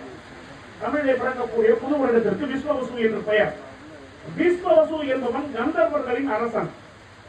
அழகு, காதல், இன்னிசை இவற்றுக்கு அவன்தான் தலைவன். இன்னும் 2 நாளிலே அவன் பெயரால் பிறக்க போகிற ஒரு வருடத்திற்கு எவன் அழகுக்கும் காதலுக்கும் இன்னிசைக்கும் அதிபதியாக இருக்கிறானோ அவன் பெயரால் பிறக்க போகின்ற ஒரு புது வருடத்தை நாம் காதலோடு இந்த நாட்டரசன் கோட்டையிலே துவங்க வேண்டும் என்பதற்காகத்தான் இந்த தலைப்பை கொடுத்திருக்கிறார்களோ என்று கூட நான் சிந்தித்து பார்க்கிறேன். பொதுவாகவே காதல் என்பதும் இன்பம் என்பதும் ஒரு அந்தரங்கமான ஒரு விஷயமாயிற்று. அதை அம்பலத்தில் பேசுவது முறையாகுமா என்கின்ற ஒரு சின்ன சந்தேகம் எனக்குள் இருந்தபோது, இன்றைக்கு காலையிலே தேநீர் அருந்திவிட்டு உரையாடி கொண்டிருக்கும் பொழுது நண்பர் ஆவிச்சி கிருஷ்ணன் அவர்கள் ஒரு விஷயத்தை சொன்னார். அவருடைய தந்தையார் அவருக்கு சொன்னாராம், பல ஆண்டுகளுக்கு முன்னால் காரைக்குடி கம்பன் விழாவிலே ஒரு தலைப்பு கொடுத்திருக்கிறார்கள். ஒரு பட்டிமன்றத்திற்கு தலைப்பு கொடுத்திருக்கிறார்கள். முப்பாலில் சிறந்தது எது? முப்பாலில் சிறந்தது எது என்று காரைக்குடி கம்பன் விழாவிலே தலைப்பு கொடுத்திருக்கிறார்கள். வாகீச கலாநிதி ஈவாஜா அவர்கள் அறம்தான் சிறந்தது என்று பேசியிருக்கிறார். தமிழறிஞர் அதை நுகராத எஸ் ராமகிருஷ்ணன் பேசி இன்பத்து பாலையே விளக்கி வைத்திருக்கிற, இன்பத்து பாலையே தவிர்த்து வைத்திருக்கிற, எனக்கே அது புரியும்படி திருவள்ளுவர் எழுதியிருக்கிறார் என்று சொன்னால், திருவள்ளுவர் எழுதிய முப்பாலிலே சிறந்த பால் இன்பத்து பால் காமத்து பால் என்று தீர்ப்பு சொன்னாராம். அந்த தீர்ப்பு சொல்லி முடித்தவுடன் கம்பன் அடிப்பொடியார் அவர்கள் ஓடி போய் குன்றக்குடி அடிகளாரை கட்டிக் கொண்டாராம். ஆக இது பேசப்பட வேண்டிய ஒரு பொருள் தான். ஆனால் இப்பொழுது பேச வேண்டிய அவசியம் என்ன இருக்கிறது? இது இப்பொழுது பேச வேண்டிய அவசியம் என்ன இருக்கிறது என்ற போது, ஆசி உரையிலே நமது சுவாமிகள் சொன்ன அவசியம்தான் இந்த தலைப்பை இப்பொழுது அவசியமாக்குகிறது. நண்பர்களே, நேற்று காரில் இருந்து நானும் நண்பர் ஆவிச்சி கிருஷ்ணன் அவர்களும் திரு பாலசீனிவாசன் அவர்களும் வந்து கொண்டிருக்கும் பொழுது வழக்கறிஞர் பாலசீனிவாசன் அவர்கள் ஒரு விஷயத்தை சொன்னார். இப்படியெல்லாம் கூடவா நடக்கிறது என்று கேட்காதீர்கள், இப்படி நடந்திருக்கிறது. நடந்த ஒரு விஷயத்தை தான் சொன்னார். ஒரு பெண் தன் கணவனிடமிருந்து விவாகரத்து வேண்டும் என்று அவருக்கு தெரிந்த, பாலசீனிவாசன் அவர்களுக்கு தெரிந்த ஒரு வழக்கறிஞரை நாடி இருக்கிறார். அது ஒன்று புதிதில்லை. மனம் ஒப்பவில்லை என்று சொன்னால் விவாகரத்தை பெற்றுக் கொள்ளலாம். அது பெண்களுக்கு இருக்கிற சுதந்திரம், அது அனுமதிக்கப்படக்கூடியதுதான். ஆனால் அந்த விவாகரத்திற்காக அவர் சொல்லியாச்சு, எதுவும் வேண்டான்ட்டார், இதெல்லாம் வச்சுட்டாங்க, வேண்டாம் அப்படின்ட்டார். மலையில நினைக்கிறாங்க வேண்டாம். நான் உன்னை மணந்து கொண்டதே நீ 2 வீலர் பைக்கிலே ஸ்பீடாக வீலிங் செய்து என்னை ரேசர் போல அழைத்துக் கொண்டு செல்வாய் என்று நம்பிதான் உன்னை திருமணம் செய்து கொண்டேன். நீ 2 வீலரை வெகு வேகமாக ஓட்டாமல் மிக மெதுவாக ஓட்டுகிறாய், சாலை விதிகளை மதிக்கிறாய், ஹெல்மெட் அணிந்து கொண்டிருக்கிறாய், உன்னோடு என்னால் வாழ முடியாது. டைவர்ஸ். என்ன காரணத்திற்காக டைவர்ஸ் வருகிறது பாருங்கள். எதுவும் வேணான்ட்டாங்க நின்றுட்டு.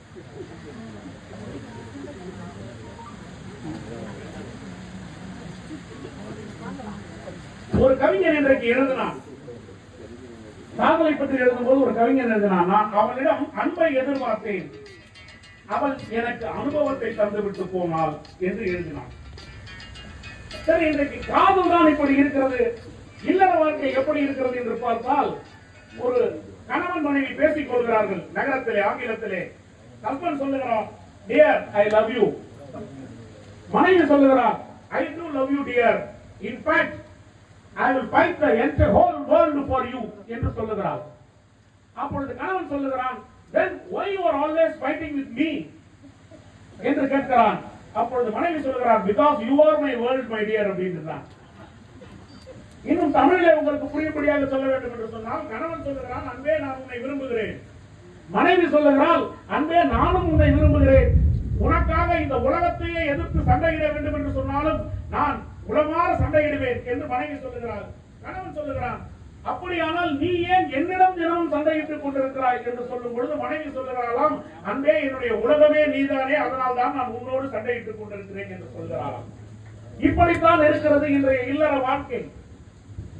நண்பர்களை, வேடிக்கையாக இன்னொரு விஷயம் சொல்வதென்றால், ஒருவன் தன்னுடைய மனைவியை அழைத்துக் கொண்டு ஜெருசலம் நகருக்கு சுற்றுலாவுக்கு போயிருக்கிறார்.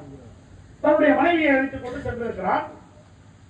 போன இடத்திலே மனைவி சிறிது உடல் நலம் நோய்வாய்ப்பட்டு அங்கேயே ஜெருசலம் நகரிலேயே மரணிக்கும்படியான ஒரு துர்சம்பவம் நிகழ்ந்து விடுகிறது.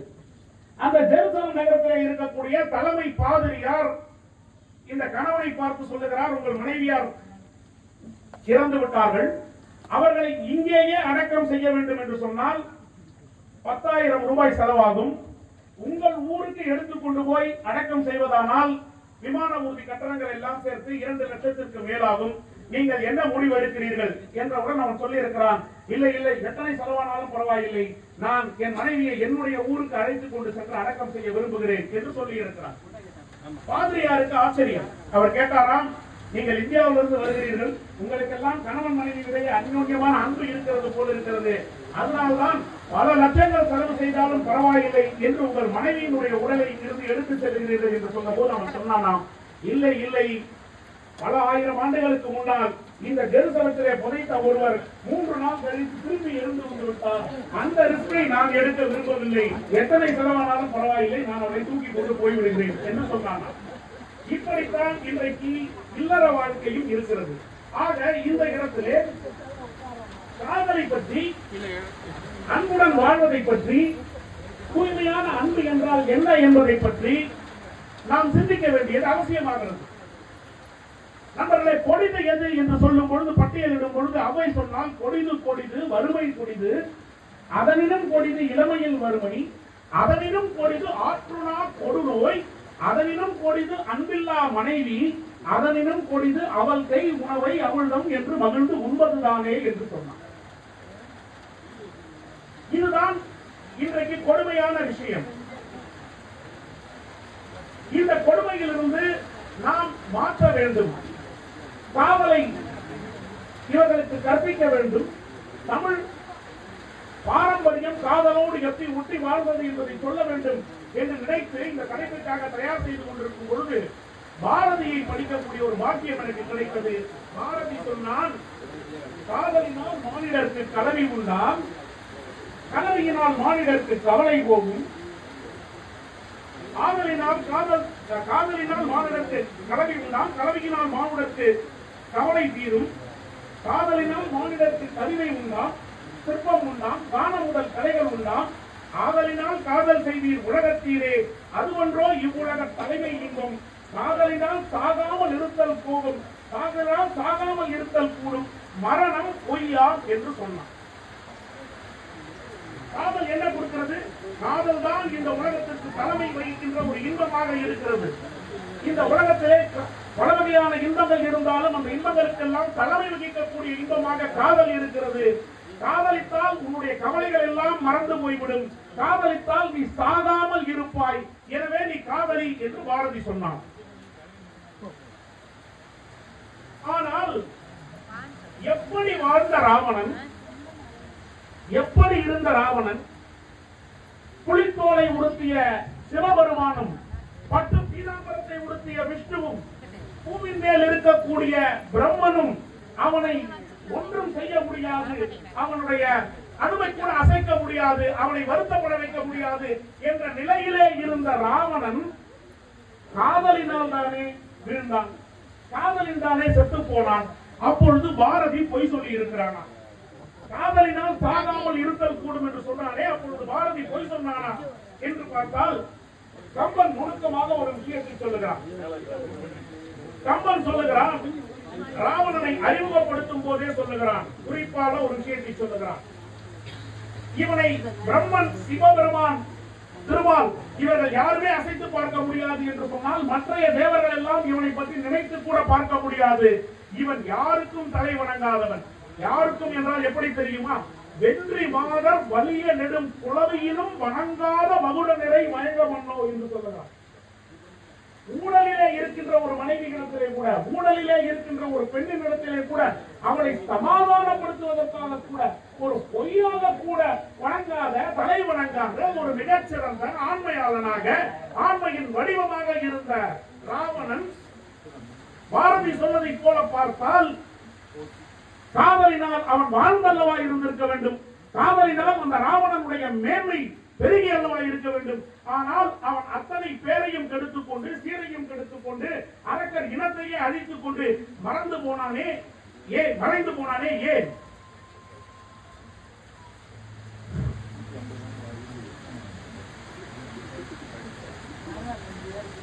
அந்த இடத்தில் போரிலே ராவணன் இறந்து கிடக்கிறான். இறந்த ராவணனை முதலிலே ராமர் பார்க்கிறார். ராமர் பார்க்கும் பொழுது ராவணனுடைய முதுகிலே சில தழும்புகள், முதுகிலே சில புண்கள் இருக்கிறது.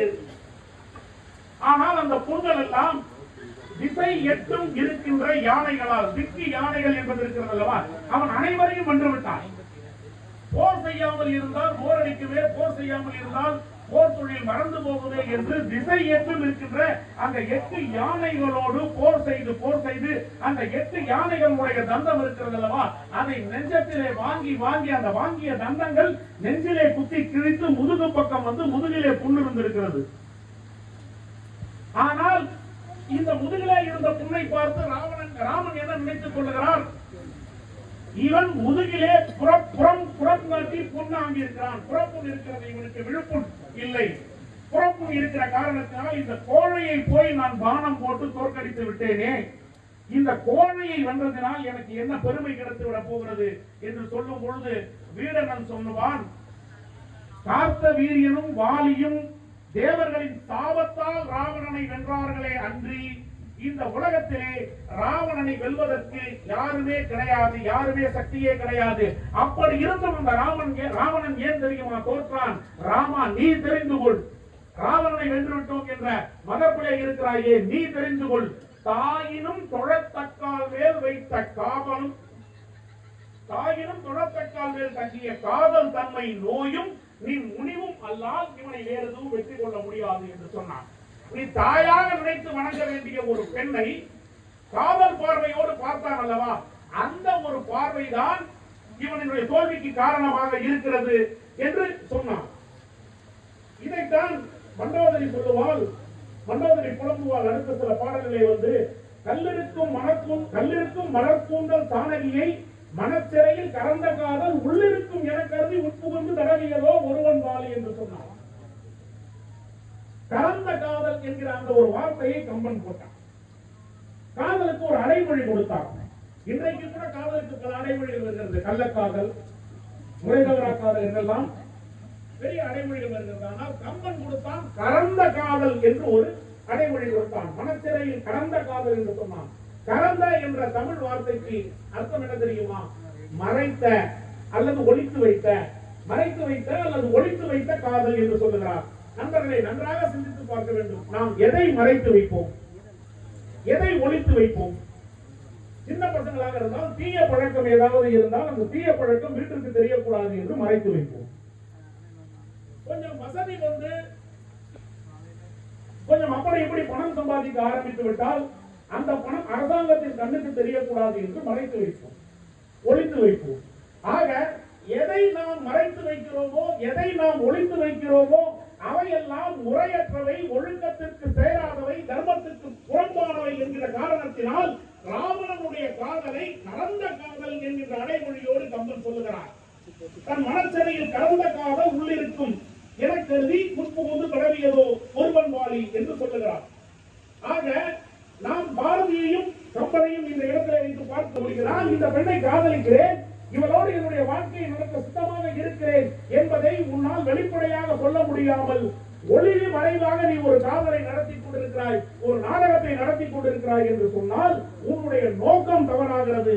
உன்னுடைய நோக்கம் தவறான காரணத்தினால் அந்த காதலும் தவறாகிறதே தவிர குற்றம் காதல் என்கின்ற அந்த இன்ஸ்டிடியூஷன் மீது, அந்த அமைப்பின் மீது இல்லை. இதற்கு நேர்மாறாக ராமனும் சீதையும் ஒருவரை ஒருவர் பார்த்துக் கொள்ளுகின்றனர். முதல் முறையாக ராமனும் சீதனும் ஒருவரை பார்த்துக் கொண்டனர். என்னரும் நலத்தினால் இணைகள் நின்றொழி கண்ணோடு கண்கினை கவ்வி ஒன்றை ஒன்று உண்ணவும் நினைவராது உணர்வும் ஒன்றிட அண்ணலும் நோக்கினான் அவளும் நோக்கினாள் என்று எழுதுகிறான். எப்படி அந்த கலந்த காதலை விளக்கமாக சொன்னானோ அது போல கலந்த காதலுக்கு முதல் பாடலிலே எழுதுகிறான், அண்ணலும் நோக்கினாள் அவளும் நோக்கினாள் என்று அடைமொழியோடு சொல்லுகிறான் கம்பன்.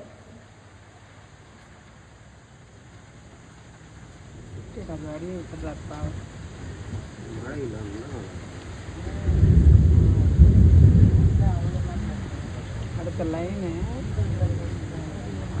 சொன்னாதான் உள்ளது.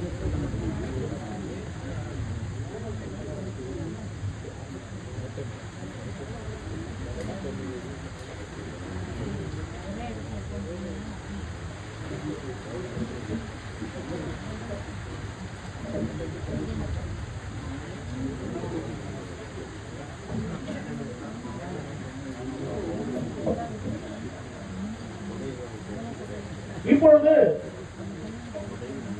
அண்ணலும் நோக்கிவிட்டான் அவளும் நோக்கிவிட்டான், இருவரும் ஒருவர் பார்த்துக் கொண்டனர். அடுத்த பாடலிலே சொல்லுகிறான், வரிசிலை அண்ணலும் வாக்கன் நங்கையும் இருவரும் மாறி புக்கு இதயம் எய்தினர் என்று சொல்லுகிறார். முதல் முறையாக பார்த்துக் கொள்ளுகிறார்கள். அடுத்த முறையாக உடனடியாக அவர்களுடைய இதயம் அந்த கண்களின் பெண்ணாக இல்லாமல் இருந்தார். நான் பார்த்த பெண் ஒருவேளை வேறொருவன் மணந்து கொள்ள வேண்டிய ஒரு பெண்ணாக இருந்தால், அல்லது ஏற்கனவே மணந்த ஒரு பெண்ணாக இருந்தால் நான் குற்றம் செய்தவனாக என்ன ஆவது, எப்படிப்பட்ட ஒரு பிழையை நான் செய்துவிட்டேன் என்று அவன் குறுக்குகிறான், அவன் சந்தேகப்படுகிறான். இதே போல சீதைக்கும் ஒரு சந்தேகம் வருகிறது. சீதை இடத்திலே சொல்லுகிறார்கள், மறுநாள் வில் ஒடிக்கப்பட்டது என்று சொல்லுகிறார்கள்.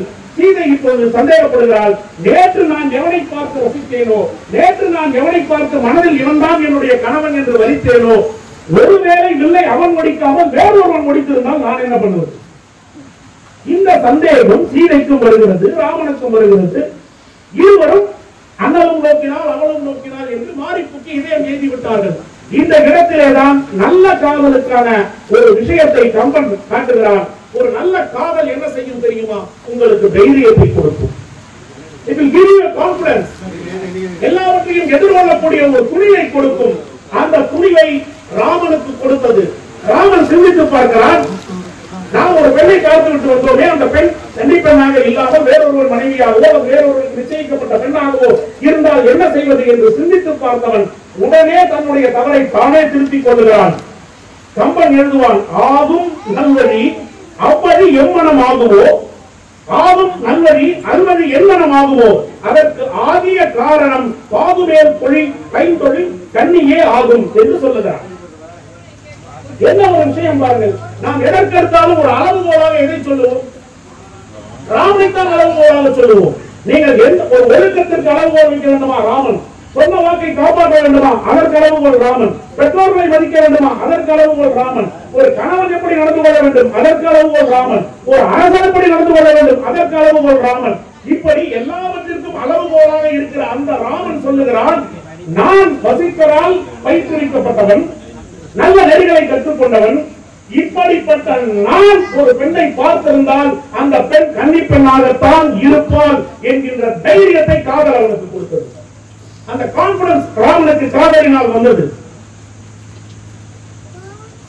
நண்பர்களே, அதனால்தான் கோசலை சொல்லுவாள், ராமன் போய் சொல்லுகிறான், உனக்கு அரசாட்சி இல்லை, பரதனுக்கு அரசாட்சி, பரதனுக்கு அரசாட்சி அம்மா என்று ராமன் போய் சொல்லும் பொழுது கோசலை சொல்லுவாள், மும்மையின் நிறை குணத்தவன் நின்னிலும் நல்ல நாள் குறைவதன் என்று சொல்லுவார். அவன் ஒன்ன விட நல்லவன்டா ராமா, அதனால தப்பு இல்லை. அவனுக்கு ஆட்சி கட்சிக்கு போறதுக்கு, ஆட்சி பதவிக்கு போறதுக்கு, ஆட்சி அதிகாரம் போறதுக்கு தப்பு இல்லை என்று சொல்லுவார். அப்ப ஒருத்தன் நல்லவங்கிறதுக்கு ராமனுக்கு என்ன யார் அளவுகோலாக இருப்பால் ராமன், ராமனை விட நல்லவன், அதனால அவன் ஓகே என்று சொல்லுகிறான். புகன் சொல்லுவான், பரதனை பார்த்து தவறாக புரிந்து கொண்ட பின், பரதன் போருக்கு வந்திருக்கிறான் என்று தவறாக புரிந்து கொண்டு கிட்ட அருகிலே வந்த பின் பரதனுடைய தலக்கோலத்தை மனமுறையை பார்த்த பிறகு புகன் சொல்லுவான், எம்பெருமான் பின்பிறந்தோர் இழைப்பதோ உழைப்பு என்று சொல்லுவான். என் கணவனுக்கு பிறகாக ராமனுக்கு பிறகாக பிறந்தவன் எப்படி தவறு செய்ய முடியும், ராமனுடைய தம்பி எப்படி தவறு செய்ய முடியும் என்று சொல்லுவார். ஆக அந்த இடத்தில் பாருங்க, ஒரு ஒழுக்கத்துக்கு அளவுகோலாக ராமன் தான் இருக்கிறார். நம்மளே ராமாயணத்தினுடைய கிளை கதைகளிலே ஒன்று சொல்லுவார்கள். ராமன் ஒரு நாள் சாயந்தரம் சந்தியாவந்தனம் பண்ணுவதற்காக நதிக்கரை ஓரத்திலே ஒதுங்கி இருந்திருக்கிறார். அப்போது சத்திரிய மரபுப்படி சந்தியாவந்தனம் செய்யும் பொழுது தன்னுடைய வில்லை படுக்க வைப்பார்கள். அம்பராசுனியிலே இருக்கிற அம்புகளை படுக்க வைக்க கூடாது, அதை ஏதாவது ஒரு இடத்திலே குத்தி வைப்பது வழக்கம். அதற்காக ராமன் தன்னுடைய அம்பை ஒரு மண்ணிலே ஒரு இடத்திலே குத்தி வைத்து விட்டு சந்தியாவந்தனம் செய்ய போகிறான். சந்தியாவந்தனம் செய்து முடித்து விட்டு தன்னுடைய அம்பை எடுத்து பார்க்கிறான். அம்பினுடைய நுனியிலே ரத்தம் இருக்கிறது. ராமன் பதறி போகிறான். யார் இந்த தவறை நான் எப்படி செய்து விட்டேன் என்று சொல்லி அந்த அம்பு குத்தி வைத்திருந்த இடத்திலே மண்ணை விலக்கி பார்க்கிறார். அங்கே மண்ணுக்கு அடியிலே அடி ஆழத்திலே ஒரு தேரை இருக்கிறது. அந்த தேரை உயிர் போகும் பெருவாயிலே துடித்துக் கொண்டிருக்கிறது, அம்பினால் குத்தப்பட்டு. அந்த தேரையை பார்த்து கண்ணீர் வந்த ராமன் கேட்கிறான், நான் குத்த வரும் பொழுது, இந்த அம்பு வரும் பொழுது நீ உன்னுடைய வாயை திறந்து ஒரு சத்தத்தை எழுப்பி இருந்தால் நான் இதை குத்தாமல் தடுத்து நிறுத்தி இருப்பேனே, ஏன் இப்படி செய்து விட்டாய், என்னை தீராத பாவத்துக்கு ஆளாக்கி விட்டாயே என்று அந்த தேரையை பார்த்து ராமன் கேட்கும்போது அந்த தேரை சொன்னதாம், ராமா, எனக்கு இந்த உலகத்திலே எந்த துன்பம் வந்தாலும் நான் ராமா ராமா ராமா என்று உன்னுடைய பெயரைத்தான் சொல்லுவேன், துன்பமே உருவில் வந்தால் நான் என்ன சொல்வது என்று தெரியாமல் திகைத்து போனேன் சொல்லு.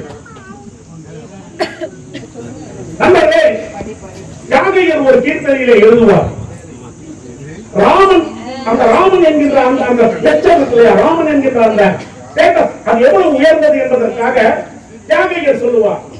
இது கற்பனையாக கூட இருக்கலாம், ஆனாலும் நினைத்து பாருங்கள். ராவணனுடைய மந்திரி சபையிலே ராவணனுடைய மந்திரி ஒருவன் இருக்கிறார். அவன் ராவணனுக்கு ஒரு ஆலோசனை வழங்குகிறான். ராவணா, சீதையை அடைய முடியவில்லை என்று ஏற்கப்பட்டுக் கொண்டிருக்கிறாயே, நீ ஜனகர் போல வேஷம் போட்டுக் கொண்டு போனாய், நடக்கவில்லை. தசரதன் போல வேஷம் போட்டுக் கொண்டு போனாய், நடக்கவில்லை. ஆனாலும் இப்படி வருத்தப்பட்டுக் கொண்டிருக்கிறாயே, சீதையை அடைய முடியவில்லை என்று உனக்கு ஒரு உபாயம் சொல்லட்டுமா? கேட்கிறார். நீ பேசாம ராமர் நீ ராமர் போல ஒரு வேஷம் போட்டுக் கொண்டு போய் சீதையிடத்திலே ராவணனை கொன்றுவிட்டு வா நாம் போகலாம் என்று அவளோடு இன்னும் பேசிவிட்டு வந்து விடலாமே, இது உனக்கு இன்னும் எளிதல்லவா என்று கேட்கும் போது ராவணன் அந்த மந்திரியை பார்த்து சொல்லுகிறான், அட முட்டாள் மந்திரியே, உனக்கு தோன்றும் இந்த விஷயம் எனக்கு தோன்றாமல் இருக்குமா? இந்த ஜனகர் தசரதன் இப்படி பல கெட்டப்புகளை ட்ரை பண்ணுவதற்கு முன்னால் நான் முதலில் ட்ரை பண்ணிய கெட்டப் தசாவதாரத்தினுடைய முதல் கெட்டப் ராமர் கெட்டப்பை தான் போட்டேன். ஆனால் தெரிகிறார், அடுத்து அவனுடைய மனைவியை தவறாக பார்க்க கூடாது என்கின்ற எண்ணம் எனக்கு வருகிறது. எப்படி நான் அந்த தவறை செய்ய முடியும்? அதனால் என்னால் அந்த வேடத்தை புனைந்து கொண்டு அங்கு போக முடியவில்லை என்று சொல்லுகிறான். அப்படி என்றால் எல்லாவற்றிற்கும் ஒரு உதாரணமாக, எல்லாவற்றிற்கும் ஒரு ஸ்கேலாக ராமன் தான் இருக்கிறான். அந்த ராமன் நினைத்து பார்க்கிறான், நான் எப்படி தவறு செய்திருப்பேன், நான் ஒரு கண்டிப்பா நல்லாத இன்னொரு பெண்ணை பார்த்திருப்பேனா? ஆகவே என்னுடைய காதல் புனிதமானது, என்னுடைய காதல் சிறந்தது என்கின்ற ஒரு முடிவுக்கு வருகிறான். இதே முடிவுக்கு சீதையும் வருகிறார். நீலமாலை வந்து சொல்லுகிறாள், சீதா, வில் உடைக்கப்பட்டது, உனக்கு திருமணம் நிச்சயமாகிவிட்டது, இத்தனை நாள் திருமண பந்தம் நிறைவேறவில்லையே, இந்த வில் ஒரு தடையாக இருக்கிறது என்று வருத்தப்பட்டுக் கொண்டிருந்தாயே, அந்த இருந்த ஒரு தடையும் நீங்கிவிட்டது என்று சொல்லுகிறார். சீதைக்கு இப்போது நான் முன்னே சொன்ன மாதிரி உள்ளுக்குள்ளே ஒரு சின்ன கலக்கம், தயக்கம். ஒருவேளை நேற்று நான் பார்த்தவன் விலை உடைத்தாமல் வேறொருவன் உடைத்திருந்தால் என்ன பண்ணுவது என்று நினைத்து பார்த்து அப்பொழுது சீதை கேட்கிறாள் நீலமாலையிடம், யார் உழைத்தார்கள், அதை முதலில் சொல் என்று சொன்னவுடன் நீலமாலை சொல்லுகிறாள், எனக்கு பேரெல்லாம் தெரியவில்லை, ஒரு முனிவரோடு வந்திருந்தான், அவனோடு அவன் தம்பியும் வந்திருந்தான், அவனுடைய கண்கள் தாமரை கண்களை போல இருந்தது, இப்படிப்பட்ட ஒருவன் தான் வில்லை உடைத்தான் என்று சொன்னவுடன் சீதை தன்னுடைய ஐயத்தை நீங்கி துணிவு பார்க்கலாம். ஏனென்றால் அவள் வேல்மாடத்திலிருந்து பார்க்கும் பொழுது விஸ்வாமித்திர முனிவனோடும் பின்னாடி லட்சுமணனோடும் நடுவில் போனவன் ராமன் ஒருவன் தான். அவன் கண்தான் தாமரை கண் போல இருந்தது என்று அவன் ஐயம் நீங்கினாலாம். ஐயம் நீங்கினாலும் ஒருவேளை இப்படி வேறு யாராவது கூட வந்திருக்கலாம் அல்லவா? அடுத்த பாடலில் கம்பன் சொல்லுகிறார், அதையும் மீறி வேறு எவனாவது ஒருவன் வந்திருந்தால் நான் மறித்து போவேனே தவிர நான் மனதில் நினைத்தவனுக்கு மாற்றாக இன்னொருவனோடு நான் வாழ மாட்டேன் என்கின்ற அந்த கான்பிடன்ஸை, அந்த துணிச்சலாக முடிவெடுக்கக்கூடிய திறனை சீதைக்கு அந்த காதல் கொடுத்தது. ஆண்டாள் சொல்லுவார் அல்லவா, என்னுடைய கடவுள் மாநிலருக்கு என்று பேச்சுப்படியில் நான் வாழ்கிறேன் என்று சொன்னாலே அதே போன்ற ஒரு நிலையை சீதை இங்கு நினைத்து பார்ப்பதற்கு, அவருடைய காதலிலே அவருக்கு உறுதியாக இருப்பதற்கு காரணம் அதுதான். இன்னும் சொல்ல போனால் நண்பர்களே, கம்பன் மிக அழகாக இன்னொரு விஷயத்தை குறிப்பாக சொல்லுவார். இவரை இருவரும் பார்த்துக் கொண்டார்கள். நான் முன்னாடியே சொன்னேன், அண்ணலும் நோக்கினால் அவளும் நோக்கினார். முதல் பால் பரிசலை எண்ணலும் வாக்கந்தங்களும் மாறிப்புக்கு இருவரும் இதயம் எய்தினர். மூன்றாவது பாடலை சொல்லுவான், அந்த கரிய பார்க்கடலிலே கலவி நீங்கி கூடிய பின்னர் இப்பொழுதுதான் சேர்ந்திருக்கிறார்கள், விரிந்தவர் கூடினால் பேசவும் வேண்டுமோ என்று சொன்னார். இந்த இடத்திலேதான் காதல், கலந்த காதலுக்கும் கலந்த காதலுக்கும் ஒரு வித்தியாசத்தை கம்பன் மிக அழகாக சுட்டி காட்டுகிறார். கலந்த காதல் என்பது அடுத்தவன் மனைவியை பார்ப்பது, ராமன் கீழே இருந்து வானத்திலே இருந்த சீதையை பார்ப்பது, தன் மனைவியை பார்த்தது. கருங்கடலிலே அவன் விட்டு விட்டு வந்த ஜானகி, கருங்கடலிலே எந்த ஜானகியை விட்டு விட்டு வந்தானோ அந்த ஜானகி தான் இப்பொழுது சீதையாக இருக்கிறாள். பிரிந்தவர் கூடினால் பேசவும் வேண்டுமோ என்று அவர்கள் மௌனமாக இருந்ததற்கு ஒரு அழகான பாடலை சொல்லுவார். நண்பர்களை, இன்றைக்கு நீங்கள் நினைத்து பாருங்கள், நமது வீட்டிலே இல்லறத்திலே அதிகமான சண்டைகள் வருகிறது.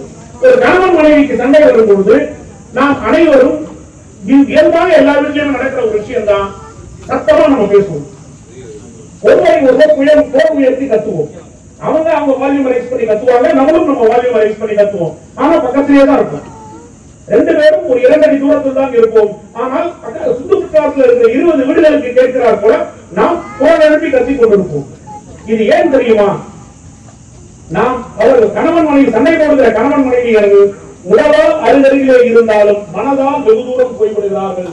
மனதால் வெகு தூரம் போய்விட்ட அவர்கள் மனதால் வெகு தூரத்திலே இருக்கிற அந்த இன்னொருவருக்கு கேட்க வேண்டும் என்பதற்காக இங்கிருந்து சத்தமாக குரல் எழுப்பி, உன்னை பத்தி தெரியாதா, உங்க அப்பாவை பத்தி தெரியாதா, உங்க அம்மாவை பத்தி தெரியாதா என்று மாறி மாறி குற்றம் குறை கூறி சண்டை போட்டுக் கொண்டிருக்கிறார்கள். இது மனதளவில் பிரிந்து போனதனால், மனதளவிலே ஏற்கனவே பிரிந்து போயிருந்த இருவர் இன்றைக்கு நெருங்கி விட்டார்கள். பிரிந்தவர் கூடினால் பேசவும் வேண்டுமோ என்று கம்பன் சொன்னார். இந்த கான்பிடன்ஸும், இந்த ஒழுக்கமும், இந்த தைரியமும், நான் ஒன்றை செய்தால் அது சரியாகத்தான் இருக்கும் என்கிறதும் இந்த கலந்த காதலிலே வந்ததே, அது கலந்த காதலிலே வரவே இல்லை. கம்பன் சொன்னார், ராவணனுடைய காதலை இப்ப பார்ப்போம். கரணையும் மறந்தான் தங்கை மூக்கினை கடிந்து நின்றான், உரணையும் மறந்தான் உத்த பழியையும் மறந்தான், வெற்றி அரணையும் கொண்ட காமன் அம்பினால் முன்னை பெற்ற வரணையும் மறந்தான், கேட்ட மங்கையை மறந்திராதான் என்று சொன்னான். கேட்ட மங்கையை மறந்திராதான். காதிலே எந்த மங்கையை பற்றி கேட்டானோ அந்த மங்கையை மட்டும் மறக்கவில்லை, மீது எல்லாவற்றையும் மறந்து விட்டான் என்று சொன்னான். அப்படியானால் இதை கேட்கிற வரைக்கும் ராவணன் எப்படி இருந்தான்னு பார்க்கணும்ல. இதை கேட்கிற வரைக்கும் இது எல்லாவற்றுக்கும் சிகரம் வைத்தால் போல சொல்லுகிறான். வெண்ணையன் கடையன் வரமுழோ கொடுக்க வசிஷ்டரே புனைந்தான் மௌலி என்று சொல்லுகிறான். ராமனுடைய அந்த மௌலியை, ராமனுடைய அந்த கிரீடத்தை அயோத்தியினுடைய அரசவையிலே, அயோத்தியினுடைய தர்பாரிலே யார் கொடுத்தார் என்று சொன்னால், கடையப்ப வல்லனுடைய மரபிலே வந்த மூத்தவர்கள் கொடுக்க வசிஷ்டன் வாங்கி இதை கொடுக்கிறான் என்று சொல்லுகிறான். அவ்வளவு பெரிய விஷயத்தை கடையப்பவர்களுக்கு விட்டுக் கொடுக்கிறான். ஏன் என்று சொன்னால், தன்னுடைய நன்றியை காதலாக மாற்றி, தன்னுடைய நன்றியை காதல் என்ற உணர்ச்சியிலே ஏற்றி அந்த கடையப்பவர்களுக்கு காட்டுகிறான். அதே நன்றி உணர்ச்சியோடு இங்கு பேச வாய்ப்பளித்தவர் அனைவருக்கும், மழை பெய்தாலும் பொறுமையாக இருந்து கேட்ட உங்களுக்கும், படுத்து உறங்கிக் கொண்டிருக்கும் கம்பனுக்கும் என்னுடைய நன்றி உணர்ச்சியை காதலாகி கசிந்து கண்ணீர் மல்கி தெரிவித்துக் கொண்டு விடைபெறுகிறேன். நன்றி.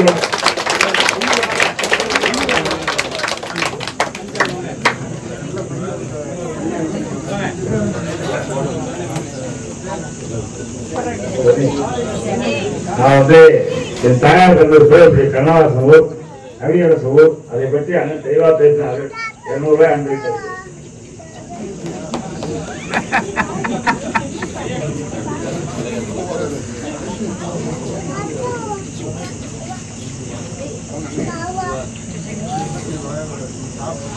நண்பர்களே, கடந்த 1 மணி நேரமாக மழைக்கும் தமிழுக்கும் ஒரு போட்டி. நீ வெல்கிறாயா, நான் வெல்கிறேனா? கடைசியில் வென்ற பெற்றவோ தமிழும் கம்பனும் தான். மழை நம்மை ஜெயிக்கவே முடியவில்லை.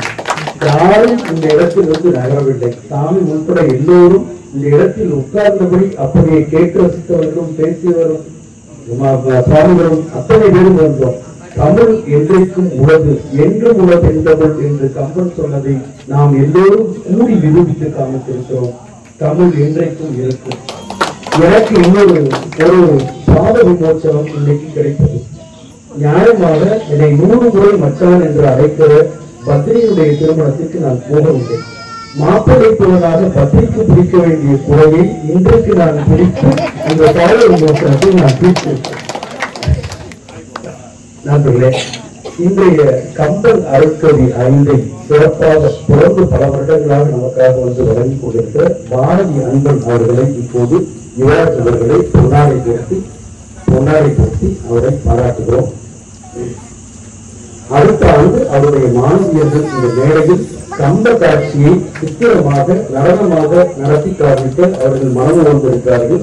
அவர்களுக்கு இப்போது பொன்னாடை.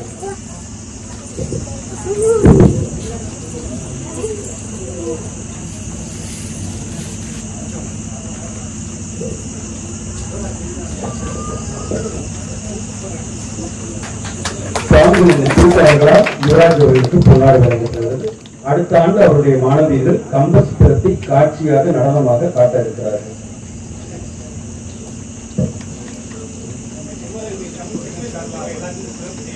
சிவகங்கை தமிழ்ச்சங்கத்தின் சார்பாக சிறப்பு விருதுகளுக்கு இப்போது சிறப்பு செய்யப்படுகிறது.